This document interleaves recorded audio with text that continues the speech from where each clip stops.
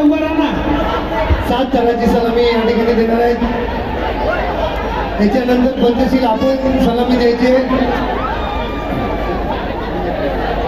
Borivali waste MHB कॉलनीवरून जे आलेलं पथक आहे कुठे आहे, काय नाव काय,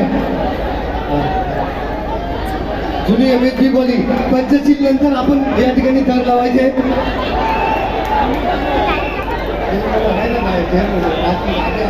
यार मोर सिस्टमॅटिक ना.